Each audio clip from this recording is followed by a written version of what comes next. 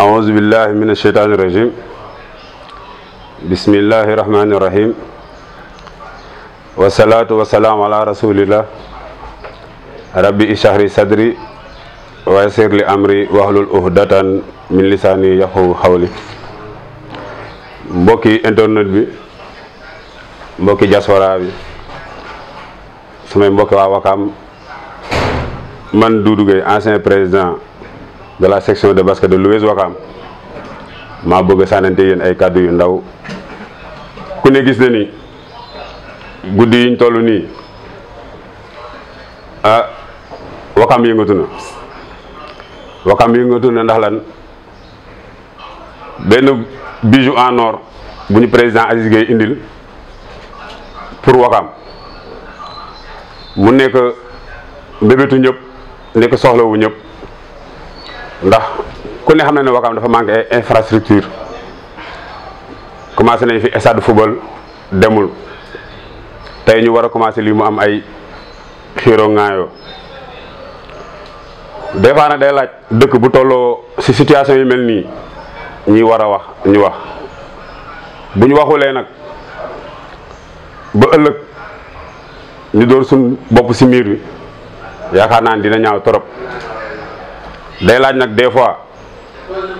ñi ñuy wax dëgg man ma xool ne comme que yàlla dogal na nekkoon naa fi président comité supporter US Wakam te xale yi am na cër buñ ma jox ba saa suñu waree def dara su ma waxee sax ñu bàyyi kon tey buñ tolloo ci fii nii day laaj ma génn wax moo tax ma bëgg a indi sama xalaat ndax bi may nekk président comité supporter Omar Gueye Ndiaye moo fi nekkoon comme président yàlla dogaloon ñuy fubal dem ba ñu joué 2 journées yoo xamante ne match nul lañ ci am ñu ne journée bi di ñëw bu ñu joué bi ci topp Ngor lañ war a am ñu ne ñu def ko affaire lébu ne comme que Ngor suñuy nawle lañ parce que duñ suñuy noonu suñuy nawle lañ te comme que ñun ak ñoom ay lébu lañ ñun waruñu xool Ngor duñu dóor je prends en témoin Papa Gueye bu Ripa ne moom laa àndaloon Ablaye Seck ak Assane Diam ñu dem kër président Momès waxtaan ak moom ne ko ñu ne dañ gis équipe bi fan yi mu ngi sooxee lu xew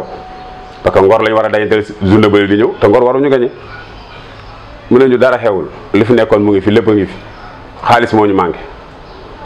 ma ne ko xaalis nan lañ mën a toogee USO du am xaalis ma ne ko yow d'ailleurs jaraaf bi fi nekk sa turandoo la kon club bi du sa yëfu bopp yëfu Wakam la ñoom ñu nekk fi ay jaraaf yor dëkk bi dama nga gis leen wax leen fi affaire bi toll mun Doudou man loolu dina ma diis ma ne kon comme ñun ci dëkk bi lañ bokk tamit doon ay supporter bàyyi ñu def li ñu war a def biñ génnee foofu directement lañ jubal ci turandoo Omar Gueye Samb biñ ñëwee présenté wu et tout wax ak moom nekk bi ma kiiwee ñu présenté wu bi ma ko expliqué nekk ci sa turandoo lañ jóge lii la ñu wax waaye bi mu waxee dama lii laa ko wax mu ne ma bon lii nga ko waxee man naka man dara jaral ma fen ci àdduna nii laa ko waxee mu ne ma vraiment man dama lay remercier ci sa courage bi nga am pour wax ko loolu parce que li nga wax ni mooy dëgg mais même dinaa gis sama assemblée ñu xool duñ taxawee ci li nii daar parce que man bi position bi ngeen toll nii USO bu ñu fa toll man maa demoon ci mag ñi wax ak ñoom ñu kii woon kon tey bu ñu tolloo fii nii yéen ngeen soxla lii nii man su ma ko defal je serai égoïste depuis boobu man ci laa ko jàppee naw ka parce que miinu ma ko te depuis jour ba tey jii nii maa ngi moom dafa ma jàppee doomam parce que neen dama ko neex mu ne ñu la lendemain ñëw leen ay 16h et pourtant bi mu demee posé ko ci assemblée am na ñu bañ ne non ESO bi ñu leen fi joxee fii nii xaalis bi ñuy gérer dëkk bi waxuñu woon dara dëkk bi nangam donc waruñu leen yëkkati kees dëkk bi di leen jox ñoom bu ñu amee xaalis duñu faale waa dëkk bi. ndeysaan jëm ci yàlla ji maam Moussa Ndoye yàlla na yàlla yeesal maa ne njégal ci moom moo jóg dégg naa ci réunion yi daa dee saaga ne leen xale yi mënuñu am lu toll nii ñi nekk fi di wax li passé comme que nag kër gi lakk kenn du ko peinture nañ leen jox liñ soxla ba pare après ñu wax ak ñoom si niñ war a doxalee ëllëg waaye lii kenn du ko seetaan ba si boobu noonu biñ waxee ba tënk ñun ñu demaat fa le lendemain mu jox ñu accord am nañu léegi d'accord nañ léegi nan la ñuy def ma ne ko man de sa ñaaw si kàddu Jaraaf Youssou gëm naa ne boo d'accord moom dina d'accord comme que Wakaam moo leen ñor te man xam naa moom position am dina d'accord si lii nii ñu koy dox ba moo indi woon ñu defoon benn bi ñuy def nu mu tuddati convention signé parce que boobu mu ngi fekkoon ñu bloqué suñu compte yëpp ñu signé pour génne si PAMECAS bi xaalis pour jox Ouezo pourtant jour boobu noonu bi ñuy jëli ji xaalis boobu noonu waa Ouezo seen bopp jour boobu sax mu yem ak Momes di dem France ñoom jànjee ñoo ñëwoon kër Jaraaf Youssou lañ ko jël see. kon donc may wax samay mbokk waa 12e requin samay xarit lañ samay rakk lañ dañ bokk si man parce que dañ ma jox cër dëkk bu amee fu mu toll dafa am noo xam ne noonu lañ koy doxalee ku nekk am nga foofar certes ragal féete day xañ a wërsëg mais ñu bañ a parparloo bàyyi Wakaam bi ñu jël tekk si Facebook bi di ko coog-coogee ku nekk di wax Wakaam mënuñu ko xar ñaar ñu buñ boolee luñ bëgg dañ koy am j'en passe tey loolu di dox ba bi loolu bi daal jàllee maamu doomu Papa Gueye ñëw gis ma ne ma dama bëggoon de liñ dox ni ba mu sotti nii est-ce que duñ def benn protocole boo xam ne ñun jeunes Wakaam yi ñu wax au nom des jeunes de Wakaam ñu ne dañ bëgg a jaraaf yi ñu àndandoo doon benn boobu ngay xujja moo fi nekk jëm si yàlla yokk ay leeram Jaraaf Youssou Jaraaf Mamadou Gueye Samb mu ne buñ bindee benn protocole ku nekk ñu jox la sa bos jooy si wax leen ñun dañ bëgg kat liñ def ni comme que rafet na bañ àndandoo def benn signataire jigi ñu àndandoo si lépp doon benn pour Wakaam jëm kanam mu leen idée la ba tey nañ tànte rek nañ tànte xamuñu fu ko yàlla di sottile ñu bind ñu demaat bi ma demee si Jaraaf Mamadou Gueye Samb mu liir daa dee ree vraiment ça se voit que ne ay xale ñooy wax ak seen xol bu fees lii de lu rafet la duñ mën lu rafet lu ko ñun seeni kilifa bu ma demee ni comme ni ma defoon naa waxtaanaat ak sama assemblée ñu ko ok ma dem si Jaraaf ngay xuja la même chose mu ne ma man la Youssou wax rek maa nga ca Wakaam rek a ma ñor ma ne ko Youssou de waaw lay wax mu ne ko mati waaw laay wax ñuy doxal ba yàlla doxal li mu dogal te pourtant masuma taxaw fenn waxe ka masuma taxaw fenn baakoo ko masuma xëccu ay cër li ma ñor mooy na Wakaam doon benn Wakaam na am jàmm en tant que ancien président de la section de basket bu Lou'Ouez Wakaam à son temps bi may falu benn terrain basket moo fi am fekk avant saison boobu noonu ñu ngi entraîné assemblée parce que benn terrain basket bi lampe amul woon nii rien day teel a lëndëm donc jigéen ñi bu ñu ñëwee entraîné 15h 17h arrêté góor ñi ñëw 17h ba saa yu lëndëmee ñu demoon ba si biir mu amoon sax quelques tiraillements parce que 15h bi du arrangé ñëpp. donc ñenn ñi dañuy yéex a wàcc affaire yi noonu mu nekkoon xëccoo affaire yi naanaam ba après pour bañ ay kii góor ñi dem assemblée di entraîné bi ñu ko tegle waa assemblée génn ne leen terrain bi du terrain Wakaam terrain assemblée la te ñun dañuy soxla di ay rapatak donc mun leen fi di entraîner chaque jour mu doonoon lu ma metti mais mënu ma ko manifester yàlla dogal nag ma nekk président mu inspiré ma nag ma nekk donc pourquoi pas man ma réfectionné terrain bi comme que yàlla dogal na Papa Gueye te mu nekk moom bi ma fi jógee moom moo géré woon sax sama intérim indi woon na fi ay cerceau mu nekk si foyer des jeunes bi ëpp na fi 10 ans kenn xalaatul jël ko monté que nii rien ma ne donc pourquoi pas ma yokkul terrain bi ëlbati ko def mu nekk ñaari terrain bi ma koy def ku nekk xam na ne du samay moyen man yàlla dafa dogal ne dama dugganteeg ñëpp aw ma kenn xaar ma yàlla ma gis ñi may gis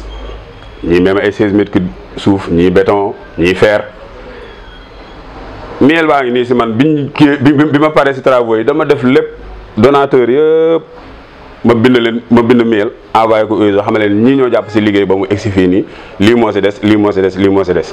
pour Ouezo def si participation moom tamit parce que ban toujours damay bëgg a jouer rôle fédérateur bon ku ne xam ne loolu bi ma koy def am woon coow comme nii parce que retouchement la nii rek ñu dem ba jamono ma am ay partenariat italien ñu bëgg ko def stade comme lii président Aziz Gueye bëgg def nii tey biñ ñëwee bëgg ko def ñu gis ma expliqué ma ne man aw ma décision bu ma jël parce que dama am ay kilifa te Ouezo président bi moom moo coiffé section bu ne dafa am natation am athlète am lépp donc man mun ma lu wax samay kilifa après lu ñu la wax man dinaa la wax ñu garder contact ba dem proposer ko bureau bi ñu jàpp rendez-vous mairie Wakam à son temps boobu Thié moo fi ne ñu jàpp foofu rendez-vous ñëw Papa Doudou Thiam moom moo représenté woon mairie bi village bi Mamadou Ndiogu Ndoye moo représenté woon am na keneen ku mu àndoon beneen pas mais dama ko xaw a fàtte pour bañ di wax ñu naan du dëgg mais daal waa Ouezo amoon nañu représentant man maa ngi fa woon mais man du ma si am kàddu parce que man toujours damay bëgg rek ku nekk sa cër nga jël biñ ñëwee waaye présenté projet bi mu présenté projet bi wax expliqué et tout Mamadou Ndiogu wax bi mu waxee naka lii titre foncier global lañ yor muy 5007 lii Wakam moo ko may Ouezo Wakam mais amul kayit paay ñoo ko may xale yi donc Ouezo Wakam moom fii loo fi bëgg a def avec son accord mairie bi mu ngi nii ñoom tamit ñu indi seen accord mooy maanaam ñu gungale si liggéey bi boo koy liggéey nga liggéey waaye ne moom loolu doyu ko parce que terrain bi il faut mu am kayit pour moom mu mën ko liggéey nangam affaire yooyu noonu par la suite waxtaan nañ jubóowuñu mu dem mais terrain bi daal pour mu leer Wakam moo ko moom Ouezo basket moo ko moom ci li ma xam te ba moment boobu noonu amul kayit bu ñu fa décerné période bi nga xamante ne ni ñu ngi joxe terrain yi wër terrain bi nii boobu mur moo fa nekkoon à ce temps man dama mal positionné woon parce que ñëpp xam nañu am Jaraaf Youssou Ndoye kon tey su ma nekkee président basket ñu war a joxe foofu noonu day xaw a góor si man ma féete fële ñu ne dafa sacrifier basket bi ñëwee ñu ne dañuy joxe foofu mu am opposition waa basket taxaw nu mu tuddati collectif bi taxaw parce que collectif bi moom Wakam lañ fi nekkal Jaraaf Youssou Ndoye dafa am collectif am beneen jaraaf dafa am collectif am période boobu noonu moom moo fi nekk Momar Gueye Samb ak Ngay Xuj biñ ñëwee ma oo section basket bi yëpp réunion jour et tout y compris expliquer leen situation bi ne leen nag man je suis mal placé parce que tey bu ma nekkoon président basket si ñii di taxaw fi ne dañuy joxe fii si lay bokk kon donc du ma mën jël benn décision si basket bi si jëleem si terrain yi nii te yéen waxu leen seen xalaat ñu joxe suñuy xalaat dem gisi ji les sages ku mel ni El Hadj Malick Ndoye xam ne moom maa ngi koy nuyu au passage sama kilifa la sama sëriñ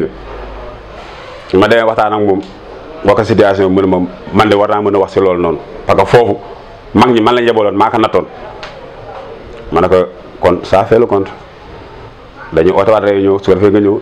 doyen Bamar maa ngi koy saluer de passage moom tamit muy ku nekk ku sonn si basket bi ñu oote benn réunion boobu noonu non précédent réunion bi c'est le Samba Diop di dooraa ñëw au nom de l'Ouezo biñ ñëwee El Hadj Malick expliqué ne leen kat terrain bii nii man la mag ñi yebaloon biñ koy may US Ouakam maanaam natt ak samay tànk miir bi fi mu yem nii foofu la yemoon parce que si kanamam dafa amoon benn garabu daxaar bu fi nekkoon ak potelamp du coup kon ñële la ñuy wax ne dañ koy def ay terrain bu matee terrain ñoom mën nañ ko def terrain parce que bokku si terrain basket bi loolu de mooy sama xalaat ngeen ma ci nekk di xuloo ak a xeex jaru ko parce que lii mat na terrain basket xool leen loolu lañ ko valoriser ngeen jàpp si waa basket bi yëpp àndandoo si loolu donc ma piloté loolu saa demee si Jaraaf nekk nag kon donc fii ñi ngeen koy jox ñoom foog ñu joxe seen participation si terrain basket bi dañ nekk en travaux donc comme que dañ nekk si ay travaux nag ñoom foog ñu jàpp si comme que am nañ luñ tabaxee ay kër war nañ mën a am luñ jàppale US Ouakam si la ñu proposé ne léegi kon ñoom ku nekk dina génnee jox ñu génnee 8 millions jox ñu te loolu jamono jooju noonu ñi basket ñor ñi nekkoon si section bi yëpp xam nañ nu mu demee du ma fi nekk di joxe les détails kon dama yaakaar ne tey bu ñu toogee ba heure bii nii ñu ñëw si guddi yoo xamante ni nii US Ouakam basket depuis 2014 ba léegi chaque année ñu am au minimum benn final te bu ñuy final lu mu dee Jaraaf yi dinañ génnee 5 millions gungee ñu ko waa basket bi kon yaakaar naa du ñooñu ñooy taxaw ñu indi projet bu mel nii ñu ne dañ koy contre déedéet kii di signé di génnee 25 millions di ko jox Ouakam Regat yaakaar naa ne kooku du moom mooy gis luy dugg Ouakam mu doon njariñu Ouakam mu ne da koy contrer déedéet gars yi nañ bàyyi ay problème personnel ñu koy dugal si loo xamante ne nii projet Ouakam la. man damay wax naan Ouakam bu doon jigéen la non du sëy ak kenn parce que koo xamante ne premier cadeau bu ñëw nga ne ki ko indi neexuma buñ demee ba recevoir premier cadeau bi imam bi ko war a xutba nga ne imam bi doyuma ñaata projet moo ñëw Ouakam te eggul nañ dimbali suñu bopp jéem a booloo ku nekk ñu jox la sa cër. Jaraaf Youssou Ndoye nit mënatul wax lu tax doonul jaraaf amul si kaw suuf Jaraaf Aliou Ngueye bi mujjee falu barke Demba Ndiaye nit du wax ba doonul jaraaf ay mbokkam ak a fal ku nekk nañ la jox sa cër séntu janta jar sa buuxante joxe cër du wàññi sa cër dara mais ay mécontent ñooy nekk di laxatu si ginnaaw ay nit di wax loo xam ne xamuñu si dara ku mel ni grand Alpha Ba damay tudd turam nit booy def lu jub jarul laxatu jël sa Facebook bind si faaba soo bëggee wax ak nit di abrégé di bind li la neex pour bañ ñu yóbbu la diffamation parce que xam nga ne la ngay wax jubul ñun suñuy photo la ñuy dugal suñuy lépp la ñuy dugal ñëw di kii gis nga nit da ngay lucide ñemeñ li ngay wax ñemeñ ay dëgg ne lii la 5000 mètres carrés yaa ko nattoon yaa mën a génne kayit bu waree ne lii 5000 mètres carrés la woon amul loo xamante ne nii dañ ko may Ouakam kenn naatablewul ne lii Ouakam moo ko moom te tamit bu kenn naatable ne fii muy Jaraaf Youssou Ndoye wala Miller kenn dina taxaw ne fii kenn du ko tabax man bis bu ñu ko defoon man jour boobu lañ may dégg ñoom parce que ñoom bu ma ànd ak ñoom Ouakam moo tax kon bu ñu naree xañ Ouakam teraangaam man ma taxaw dogoog ñoom Miller suba bu nga ko jot si Ouakam lay daw ñi nga ueso tey bu booy di wax li ñuy wax si biir Facebook bi wala si yenn groupe bi man yaakaar naa ne ñooñu war na mën a taxaw dindi loolu parce que Miller taxaw na leen fu ne kon man mi nga xamante ne nii ba barka Demba Ndiaye tout récemment rek daaw yàlla dogal am ku am nomba tàng si gouvernement bi nekk fi biir Ouakam ñu am ay jafe-jafe si boteeri soxla xaalis automatiquement man dama leen oo ne leen kaa leen dem si diw ñu dem si moom mu yëkkati chèque 1 million may ñu comme que nag yàlla dafa mën na too may dem di jëflante ak ay nit di jël au nom de l'US Ouakam di jël xale yi ana lu ñoom si ñooñu noonu di def li may def kon dama yaakaar bu situation toll fenn yi foog ñu wax dama ne stade bi je suis pour wax képp kuy Ouakama tu es pour amul ku sañ contre lii nii boo demoon Dakar sax wala nga dem campement sax ne leen